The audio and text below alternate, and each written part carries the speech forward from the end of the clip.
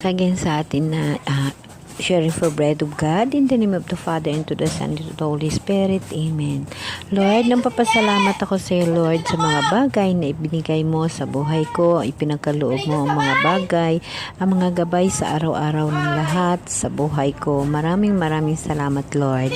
Lord, ngayong araw, aking hinihingi sa iyo, nagabayan mo ako sa araw-araw, sa oras-oras, lalo na sa itong araw na ito sa aking mga obligasyon. Gabayan mo ako sa nakakarapat-dapat kong gagawin, nakaaya-aya sa iyong paningin. Ganon din, Lord, nagpapasalamat ako sa iyo sa mga bagay na ipinagkaloob mo sa akin sa araw-araw na lahat. At ngayong araw, mayroon akong obligasyon na yun lahat ay hindi ko magampanan pag hindi mo ako tutulungan. Alam ko, Lord, na nandyan ka lagi sa akin at kinagabayan mo ako. Lord, isinusuko ko ang lahat sa iyo, sa iyong mga kamay, ang aking mga obligasyon, ang aking dapat gagawin. Inaasa ko sa iyo, Lord, dahil ikaw lamang ang aking lakas at ikaw lamang ang tumutulong sa akin. Lord, ikaw ang magkontrol ng aking buhay upang ang lahat na sa aking obligasyon sa araw-araw na lahat ay masaayos. Maraming salamat, Lord. Ganon din, aking pinapanalangin ang lahat ng nangangailangan ng aking pag-ampo, Lord. Gabayan mo sila, ang mga tao na nangangailangan ng mga financial problem. Huwag mo silang hayaan, huwag mo silang pababayaan sa mga dapat nilang pangangailangan. Gabayan at turuan mo sila kung saan sila pupunta. Huwag mo silang hayaan na lalong magkaroon ng matinding pagsubok sa buhay na hindi nila makakaya, na yun ang pagsisimula na lalo silang lalayo sa iyo, Lord. Ipaalaala mo sa kanila na ang bawat problema, ang bawat trial sa buhay ay isang kahalagahan na iyong ibinigay at iyong patunay na mahal mo sila, dahil ang mga pagsubok ay isang paraan ng iyong pagsubok sa buhay nila dito sa mundo upang yun lahat ay mapatagumpayan nila. At dinadalangin ko rin sa iyo, Lord, ang aking buong family, nang gabayan mo sila sa araw-araw, dahil alam ko, Lord, na at alam mo na yon ang aking lakas sa buhay. Kaya, Lord, nagpapasalamat ako sa iyo, Lord, na itong aking buhay ay inaasa at inilalaan ko lamang sa iyo. Kung ano man ang mga plano at ano man ang mga bagay na darating sa buhay ko, ikaw na ho ang magkokontrol. Nasa sayo ang aking buhay. Amen, amen. Lord, maraming salamat. Amen, amen. Okay, brothers and sisters, today, isa lamang ang ibabahagi ko sa inyo, ang pagpasalamat. Sa buhay natin, kailangan natin araw-araw magpapasalamat sa buhay, dahil ang mga bagay na nasa atin ay hiram lamang, at ito ay gabay at bugay ng mahal na Diyos sa atin. Ang mga bagay na minsan hindi natin maunawaan na nangyayari sa atin, alam mo ba na nangyayari yon dahil sa ang Diyos ay nasa sayo at ipinagkatiwala mo sa mahal na Diyos ang buhay mo.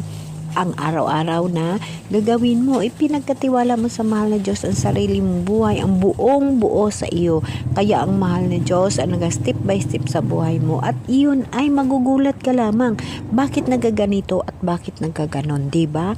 Nagtataka ka, hindi na sa plano mo yung mga bagay na yon, ngunit nangyayari dahil na ang mahal na Diyos ang nagbibigay ng isang paraan o isang bagay sa iyo, dahil yun ang nakapabuti para sa iyo. Brothers and sisters, lagi nating tatandaan na pag inuna mo ang Diyos sa buhay mo, ang buhay mo ay nasa ayos. Step by step na hindi ka pababayaan ng Diyos. Step by step na magtataka ka lamang sa buhay na nangyayari yun sa buhay mo na hindi mo naman pinaplano. Alam mo, brothers and sisters, pag ang mahal na Diyos ikinabubuhay mo at talagang sumusunod ka sa kagustuhan ng Diyos, yan lahat ay makakamtan mo. Paano mo ba makakamtan ang mga utos ng Diyos at masunod mo ang kagustuloy ang mga bagay na iyong hinihingi? Ngunit pag ang mahal na Diyos ang mag-guide at magbigay sa iyo ng giya, siya mismo ang tuturo sa iyo kung saan ka pupunta, kung anong dapat mo gagawin.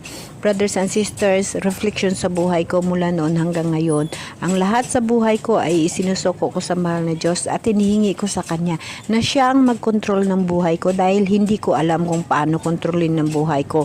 Hindi ko alam kung saan ang direksyon ko.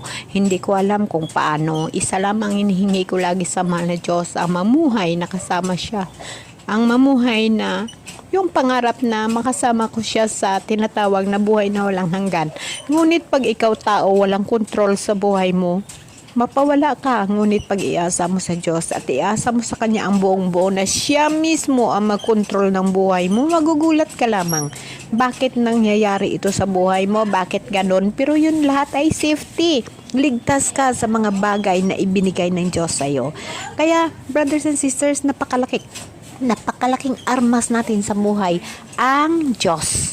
Pag ang Diyos sa buhay mo, lahat na trials, lahat na problema, lahat na mga sakit na yan, paraan ng mahal na Diyos sa pagmamahal sa iyo. Alam mo ba kung bakit? Pag once na tagumpayan mo ang mga bagay na yan, magtagumpay ka sa mga trials mo sa buhay, ibig sabihin, nagtagumpay ka sa mga trials na mahal na Diyos sa iyo. So, handa ka sa pagharap sa pagbabalik ng ating mahal na Diyos. Alam mo ba, brothers and sisters, bakit ba mamblema tayo sa buhay? Alam mo, napakalaking problema pag umasa ka sa ibang tao, sa kung saang tao. Umasa ka sa Diyos, unahin mo laging mahal na Diyos. Tayo kasi mga tao, lagi tayong ganito eh. Pag mayroon tayong problema, pag mayroon tayong mga sakit, pag mayroon tayong pangangailangan, una agad sa isip natin ang tao na kung saan tayo pupunta, saan tayo hihingi, saan tayo magdaing ng mga pangangailangan natin. Nakakalimutan natin laging mahal na Diyos. Saka na lang tayo maghingi sa mahal na Diyos pag hindi na-providean ng mga tao na pinuntahan natin ang ating kailangan. So, mangyayari sa samang loob natin, hindi tayo bibigyan, hindi tayo ma-providean ng pangangailangan natin. Dahil na tao lang yun. Alam mo ba na ang problema mo is katiting lamang yun. Nagawa ng Diyos ang langit at lupa. Napakalaki ho yun. Ang problema mo is katiting lamang. Kaya unahin mo ang Diyos, number 1. Pag ikaw ay may problema, pag ikaw ay may sakit, unahin mo mahal na Diyos, hingi kung anong dapat mong gagawin sa araw na yon. Dahil ang Diyos ang maggiya at magabay sa iyo. Siya laging unahin mo. Siya mismo ang tuturo kung saan ka pupunta, kung saan niya iakay ang iyong mga paa, kung paano ka mag-approach sa mga bagay. Siya mismo ang mag-guide sa iyo. Magugulat ka lamang. Ngunit isa lamang ang hinihingi ng Diyos. Magtiwala ka sa akin. Ipagkatiwala mo ang lahat-lahat, ang buong buo. Huwag mong unahin ang kung ano-anong bagay sa mundo. Dahil yan ay agi lamang. Sa akin ka magtiwala, hindi kita pababayaan. Alam ko ang pangangailangan mo. Alam ko ang dapat para sa'yo. Yan lagi ang tatandaan natin, brothers and sisters, na ang mahal na Diyos ay handang tumulong sa atin, sa mga tao na nangangailangan sa Kanya. Pag tayo mismo ay nagtitiwala, brothers and sisters, huwag mong itiwala ang sarili mo sa kapwa mo, kay tao lang din yan sila. Itiwala mong sarili mo sa mahal na Diyos dahil ang lahat na pangangailangan mo, sigurado na matutulungan ka ng mahal na Diyos at gabayan ka ng mahal na Diyos. Huwag mong idaing ang sakit mo, kaya may sakit kang ganito, may sakit kang ganon, dahil yun ang pagmamahal ng Diyos sa iyo, na habang nagkaramdam ka ng sakit mo, nanatili kang kasama mo siya, ibig sabihin hindi ka sumusuko sa kung anong bagay sa buhay mo. So may sakit ka, nanatiling nagampanan yung mga pangangailangan mo. Ang sarili mo, nanatili ka nakakain, nakatayo. Diba may sakit ka dahil ang Diyos ay nagpaparamdam sa iyo. Yun ang makapabuti sa iyo. Dahil pag wala kang sakit, malay mo kung saan ka pumunta, kung ano-ano pang mangyari sa iyo, mapapahama ka pa doon. Diba? Kaya brothers and sisters, ang sakit, isa sa mga bagay na binibigay ng Diyos sa taong mahal niya, dahil yun ang paraan na palagi mo siyang tinatawag at palagi mo siyang kasama. Amen?